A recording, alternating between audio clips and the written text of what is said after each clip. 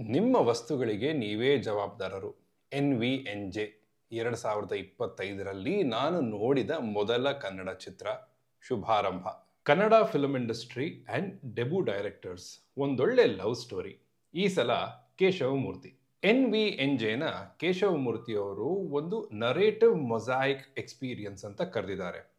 ಹಾಗೆ ಮೊಸಾಯಿಕ್ ಅನ್ನೋ ಒಂದು ಪದವನ್ನು ಬಳಸೋದಕ್ಕೆ ಕಾರಣ ಇದೆ. ಆದರೆ ಆ ಕಾರಣವನ್ನು ಚಿತ್ರತಂಡವೇ ಇಲ್ಲಿವರೆಗೂ ಎಲ್ಲೂ ಹೇಳಲಿಲ್ಲ. ಹಾಗಾಗಿ ನಾನು ಹೇಳೋದಿಲ್ಲ.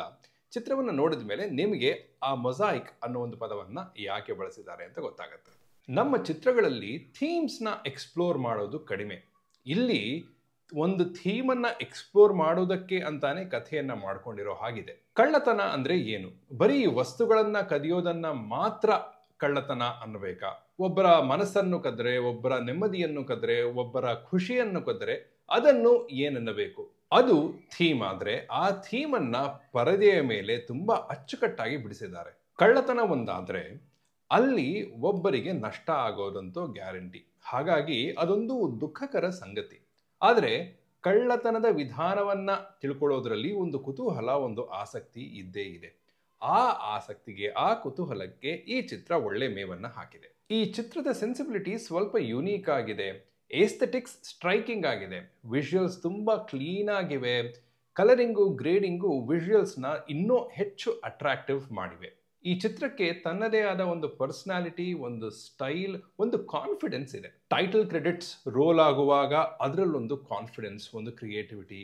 ಕಳ್ಳತನದ ನಡುವೆ ಸೀನು ಬರೋದು, ಬರೀ ಚಪ್ಲಿಯನ್ನ ತಿರುಗಿಸಿ ಜೈಲಿಂದ ಒಬ್ಬ ಎಸ್ಕೇಪ್ ಆಗಿದ್ದಾನೆ ಅನ್ನೋದನ್ನ ತೋರಿಸೋದು, ಫೋರ್ತ್ ವಾಲ್ನ ಬ್ರೇಕ್ ಮಾಡೋದು, ಮ್ಯೂಸಿಕ್ ನಲ್ಲಿ, ಎಡಿಟ್ ನಲ್ಲಿ ಕೆಲವು ಬೋಲ್ಡ್ ಡಿಸಿಷನ್ಸ್ ತಗೊಳ್ಳೋದು, ಸೆಕ್ಸ್ ಅನ್ನೋ ಟಾಪಿಕ್ ನ ತುಂಬಾ ಕಾನ್ಫಿಡೆಂಟ್ ಆಗಿ ಅಪ್ರೋಚ್ ಮಾಡೋದು, ಇಂಟ್ರೂಸಿವ್ OCD, ಕ್ಲೆಪ್ಟೋಮೇನಿಯಾನ ಕಥೆಯಲ್ಲಿ ಬಳಸ್ಕೊಳ್ಳೋದು, we are all bad in some one story ಅನ್ನೋದು ಈ ಚಿತ್ರದ ಟ್ಯಾಗ್ ಲೈನ್. ಹಾಗಾಗಿ ಆಲ್ಮೋಸ್ಟ್ ಎಲ್ಲ ಕಳ್ಳರಿಗೂ ಒಂದು ಪಾಪ ಪ್ರಜ್ಞೆನೋ ಅಥವಾ ಎಂಪತಿನೋ ಇಲ್ಲವೇ ಇಲ್ಲ ಅಂತ ತೋರಿಸೋ ಡಿಸಿಷನ್. ಇಂಥವೆಲ್ಲ ಈ ಚಿತ್ರದ ಪರ್ಸನಾಲಿಟಿಯನ್ನ ರೂಪುಗೊಳಿಸಿವೆ. ಇನಾಯತ್ ಆಗಿ ಪ್ರಸನ್ನ ಶೆಟ್ಟಿ, ರೋಹಿತ್ ಆಗಿ ಮಧುಸೂದನ್ ಗೋವಿಂದ್, ರತ್ನ ಆಗಿ ಅಪೂರ್ವ ಭರದ್ವಾಜ್, ಆಲ್ಬರ್ಟ್ ಆಗಿ ದಿಲೀಪ್ ರಾಜ್, ಜೆನಿಫರ್ ಆಗಿ ಶಿಲ್ಪಾ ಮಂಜುನಾಥ್.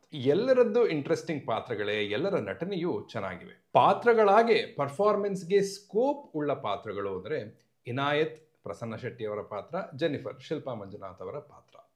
ಇನಾಯತ್ ಅನ್ನೋ ಪಾತ್ರ ಹಾಗೂ ಪ್ರಸನ್ನ ಶೆಟ್ಟಿ ಅವರ ಆ ಪಾತ್ರದ ನಿರ್ವಹಣೆ ನನಗೆ ತುಂಬಾನೇ ಇಷ್ಟ ಆಯಿತು. ಇನಾಯತ್ಗೆ ಅದೃಷ್ಟದಲ್ಲಿ ನಂಬಿಕೆ ಇರೋದನ್ನ ತುಂಬಾ ವಿಶೇಷವಾಗಿ ಮಾಡಿದ್ದಾರೆ, ತೋರಿಸಿದ್ದಾರೆ. ಅವನಿಗೆ ಇಂಗ್ಲಿಷ್ ಸರಿಯಾಗಿ ಬರಲ್ಲ.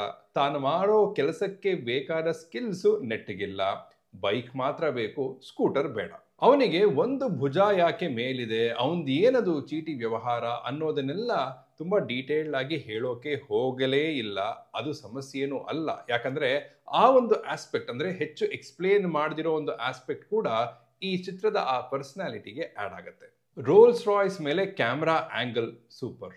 ರತ್ನ ಮನೆಯಲ್ಲಿ ಒಂದು ಸಿಂಗಲ್ ಟೇಕ್ ಲಾಂಗ್ ಶಾಟ್ ಇದೆ, ಅದು ಚೆನ್ನಾಗಿದೆ. ಅದು ಸರಿಯಾಗಿ ಎಂಡ್ ಆಗ್ಬಿಟ್ಟಿದ್ರೆ ಇನ್ನೂ ಚೆನ್ನಾಗಿದ್ದಿರೋದು. ಚಿತ್ರ ಕಳ್ಳತನ ಹಾಗೂ ಕಳ್ಳತನದ ಟೆಕ್ನಿಕ್ಸ್ ಅನ್ನ ತೋರಿಸುವಾಗ, ಹ್ಯಾಂಡಲ್ ಮಾಡುವಾಗ ತುಂಬಾನೇ ಗ್ರಿಪ್ಪಿಂಗ್ ಆಗಿದೆ. ಪ್ರೀತಿ, ಪ್ರೇಮ, ಸಂಸಾರ ಅಂತ ಹೋಗುವಾಗ ಸ್ವಲ್ಪ ಸ್ಲೋ ಆಗತ್ತೆ. ಹಾಗೆ ಸ್ಲೋ ಆಗುವಾಗ ಕೇಶವಮೂರ್ತಿ ಅವರ sharp dialogues, Prasad K Shetty ಅವರ ಬ್ಯಾಕ್ಗ್ರೌಂಡ್ ಸ್ಕೋರ್ ಚಿತ್ರದ ಆ ಸ್ಪಿರಿಟ್ ಅನ್ನ ಹಾಗೆ ಕಾಪಾಡಿಕೊಳ್ತವೆ. ಹಾಡುಗಳು ಹಾಗೂ ಸಾಹಿತ್ಯ ಫ್ರೆಶ್ ಆಗಿ ಇದೆ. ಸದಾ ಅನ್ನೋ ಒಂದು ಹಾಡಂತೂ ನನ್ನ ಫೇವರೇಟ್ ಆಗ್ಬಿಟ್ಟಿದೆ. ಕೆಲವು ಡೈಲಾಗ್ಸ್, ದುಡ್ಡು ಎಲ್ಲ ಮಾಡ್ಸತ್ತೆ ಅಂತ ಒಂದು ಪಾತ್ರ ಹೇಳಿದ್ರೆ, ದುಡ್ಡು ಎಲ್ಲವನ್ನು ಸರಿನೂ ಮಾಡತ್ತೆ ಅಂತ ಇನ್ನೊಂದು ಪಾತ್ರ ಹೇಳುತ್ತೆ. ಒಳ್ಳೆ ಗಂಡಸರು ತುಂಬಾ ಜನ ಸಿಗ್ತಾರೆ, ಒಳ್ಳೆ ಗಂಡ ಸಿಗೋದೇ ಕಷ್ಟ. ಕೆಟ್ಟ ಕೆಲಸ ಅಂತ ಇರೋದಿಲ್ಲ, ಕೆಟ್ಟ ಕೆಲಸಗಾರರು ಅಂತ ಇರ್ತಾರೆ.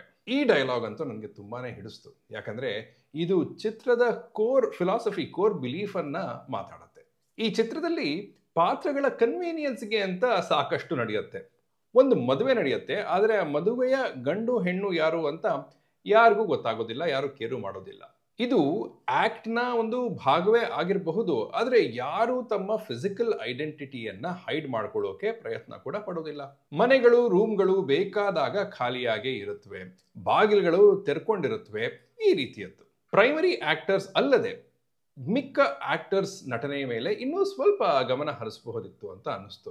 ಪಾಪ ಅವರು ಚೆನ್ನಾಗಿ ಮಾಡಿಲ್ಲ ಅಂತಲ್ಲ, ಆದರೆ ಪ್ರೈಮರಿ ಆಕ್ಟರ್ಸ್ ಎಲ್ಲರೂ ಆದಷ್ಟು ರಿಯಲ್ ಆಗಿ ವರ್ತಿಸೋಕೆ ಪ್ರಯತ್ನ ಪಟ್ಟಿದ್ರೆ ಇವರುಗಳ ಮೀಟರ್ ಸ್ವಲ್ಪ ಮೇಲ್ ಹೋದ ಹಾಗಿತ್ತು. ಆದರೂ ಇವೆಲ್ಲವನ್ನು ನಾವು ತುಂಬಾ ಗಂಭೀರವಾಗಿ ಲೆಕ್ಕಿಸದೇ ಇರೋ ಹಾಗೆ ಮಾಡುತ್ತೆ ಈ ಚಿತ್ರದ ನರೇಟಿವ್. ಒಂದು ಚಿತ್ರದಲ್ಲಿ ಕನ್ವಿಕ್ಷನ್ ಇದ್ರೆ ಅದು ಯೂಶಲಿ ದಡ ದಾಟಿಸ್ಬಿಡುತ್ತೆ. ಇದರಲ್ಲಿ ದಡ ಮಾತ್ರ ದಾಟೋದಲ್ಲದೆ ಸೀದಾ ಮನೆಗೆ ತಂದು ಕೂಡ ಬಿಡುತ್ತೆ ನಿಮ್ಮನ್ನ. ಹಾಗೆ ಅಂತ ಸರಿ ಈ ಚಿತ್ರವನ್ನ ಕೂಡ ನಾವು ಮನೇಲಿ ನೋಡ್ತೀವಿ OTT-ನಲ್ಲಿ ಬಂದ ಮೇಲೆ ಅಂತ ಹೇಳಿದೆ. ನಿಮಗೆ ಮುಂದಕ್ಕೂ ಕೂಡ ಕಾನ್ಫಿಡೆಂಟ್ ಆದ ಕ್ರಿಯೇಟಿವ್ ಆದ ಕನ್ನಡ ಚಿತ್ರಗಳನ್ನ ನೋಡಬೇಕು ಅನ್ನೋ ಆಸೆ ಇದ್ರೆ ಈ ಚಿತ್ರವನ್ನ, ಇಂತಹ ಚಿತ್ರಗಳನ್ನ ಚಿತ್ರಮಂದಿರದಲ್ಲೇ ನೋಡಿ. ಆ ಕಲಾವಿದರಿಗೆ ತುಂಬಾನೇ ಹೆಲ್ಪ್ ಆಗುತ್ತೆ.